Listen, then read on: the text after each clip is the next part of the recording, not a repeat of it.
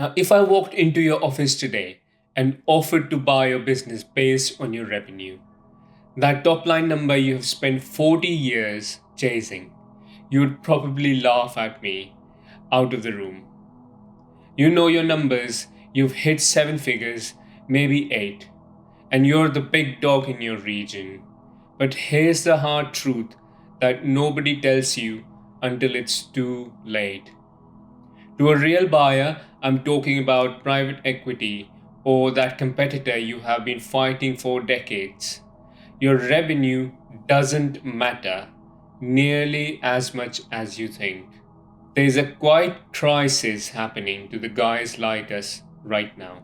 I'm seeing businesses doing 10 million, 20 million a year selling for pennies on the dollar. Or worse, the owner retires and the business just stops. Do you know why? Because they built a high paying job, not a sellable asset. They focused on income, not value. My name is Sam Darsh, and I help businesses and owners move from being the person and the guy who runs the business to the guy who owns the legacy. And in the next 15 minutes, I want to have a real conversation about why revenue is vanity and why shifting your focus to enterprise value is the only way to make sure your life's work actually pays you back in the end. Now, we are going to talk about why your revenue number is lying to you and the three things that actually make a business sellable and make you wealthy along the way. Why the clock is ticking louder than you think, and exactly what to do next. Now, if you want to walk away with a check that sets your family up for generations, instead of just closing the doors and selling the equipment, stick with me. Let's start with the elephant in the room. You have been lied to, not by bad people, but by old rules. And for decades, the scorecard was simple. How much did we sell this year? And if the sales went up, you were winning. And if the sales went down, you worked harder. But here's the difference between being rich and being wealthy. Revenue feeds your ego, and enterprise value feeds your family. Revenue really measures how hard you are working today, but enterprise value measures how much money the machine makes without you tomorrow. And I recently looked at a manufacturing business. Let's say the owner's name was Dick. He was doing $15 million a year. Dick was 67. He worked 70 hours a week, but he knew every client's birthday. He signed every single check. He thought his business was worth $15 million. The market said it was worth $3 million. Do you know why? Because if Dick decides to retire tomorrow or get sick today, the revenue stops. And that's not a business. That's just really a stressful job that he can't quit. Real value is calculated differently. It's not about how big your sales are.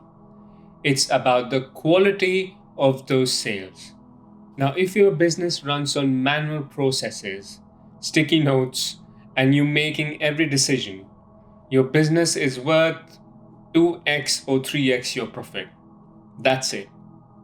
But if your business runs on systems, contracts, and a team that doesn't need you in the building, now that same business is worth 8x, 10x, or 12x.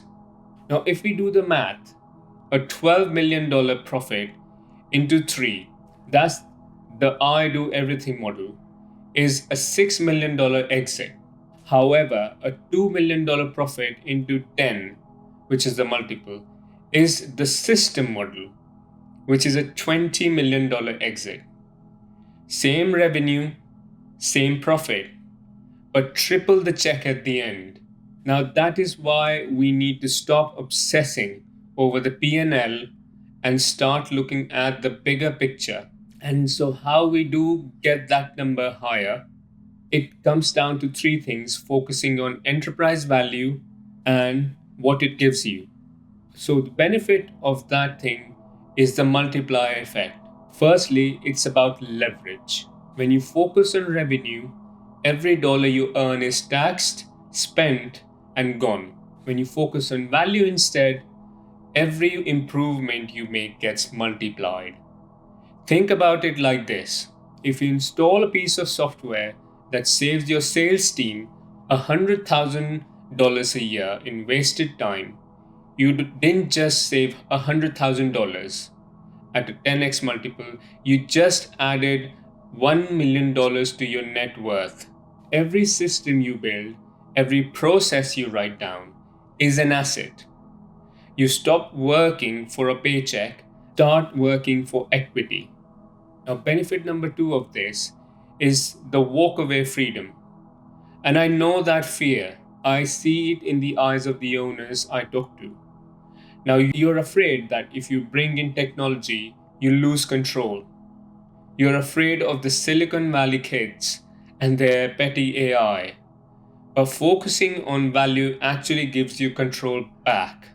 Now, right now, the business controls you. You are the bottleneck. And when you build for value, you are building a machine that runs without your friction. This means you can take that month-long trip to Europe with your wife. Not because you're slacking off, but because a buyer wants to see that the business thrives when you're fishing in Florida. Freedom isn't a perk anymore. It's a requirement for a high price tag. Now, benefit number three of this is protecting your legacy. Now, this is the big one, and also the emotional one. You spent 40 years building this. You have employees who have been with you for 20 years. You have your name on the door. Now, if you sell a revenue business, it usually gets scrapped for parts. The buyer makes your client list and fires your people because your operations are too messy to keep. But when you build enterprise value and when you have clean systems and documented processes, you aren't just selling a client list. You are selling a platform. Now, buyers pay a premium for platforms because they work. This ensures your company survives, and it also ensures your employees keep their jobs. It ensures your grandkids brag about the empire grandpa built, not the shop he had to close down. Now, you might be thinking, okay, I get it. I'll get to this next year.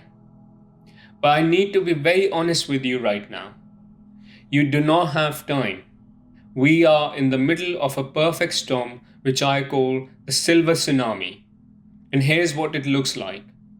First is the supply problem.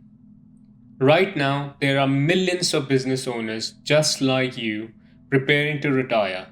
And in the next 3 to 5 years, the market is going to be flooded with businesses for sale. And if you are just another manufacturing plant with messy books and no systems, you will be lost in the noise. You will be forced to sell for pennies, or you won't sell at all. And there is a metric for it in the market, and that says 97% business do not sell, and they keep lingering on for months and months. Now, second is the tech gap. 5 years ago, having automation was a nice to have. Today, it is the baseline. Your competitors, and I'm talking about the hungry 28-year-olds backed by private equity, are using tools that allow them to do what you do, but only 40% cheaper and 80% faster. They are eating your margins. And if you try to sell a business today that runs on paper and legacy software, buyers will look at it as a fixer-upper. You know what I mean by that. They'll deduct the cost of fixing it from your payout. They'll say, we love your business, but it's going to cost us $5 million to update your systems. So we are knocking $5 million off the offer. Don't let them discount your life's work. Do the work now and keep that money for yourself. So, how do we fix this? How do we turn the ship around without wrecking it? Now, we don't need to turn you into a tech startup. Bear in mind, we just need to get your house in order and professionalize it perhaps. Here's this 3-step plan that you could use right now. Step 1 is the legacy value audit, where we stop looking at your P&L and you start looking at your processes. Where the things are getting stuck, you try to find out. Where does the paper touch human hands? Where are you the one holding things up? And we need to get it out of your head and onto the paper. If it's in your head, you can't sell it. If it's a documented process, it's an asset. Now, step 2 is the digital bridge. We build a bridge here, and we aren't replacing your experience. We are amplifying it. We install the dashboards that give you real numbers. We automate the inventory tracking, and we make it easier for customers to buy from you. Now, this is where you go from old school to best of both worlds. You keep the relationships, but you add the speed. Now, step 3 here is the owner optionality. We fire you. Yes, not from ownership, but from the day-to-day grind. We put a management layer in place that runs the systems we built. Once the business runs for 90 days without you making a critical decision, you are ready. That is the moment you become irresistible to buyers. That is the moment your multiple jumps from 3x to 10x.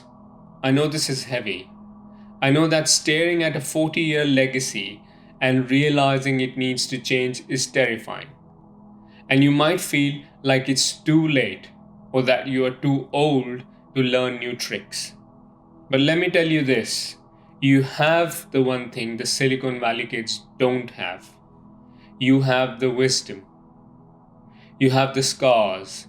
You have the trust. And if you combine your wisdom with the right framework, you become unstoppable. I'm looking for a specific type of owner. You are doing 7 or 8 figures. You have been in the game for 20 plus years, and you are looking to exit in the next few years. But you want to exit for maximum value, not a fire sale. And I want to help you build that roadmap. I want to get on a call with you, not a sales pitch, but have a strategy session. I know it sounds cheesy, but there we'll look at where you are, we'll find the gaps, and show you exactly what your number could be if we shifted your focus. Now click the link below, book a time on my calendar, and don't let your legacy be defined by what you did for the last 40 years. Let it be defined what you leave behind. Now let's build your empire, and I'll talk to you soon.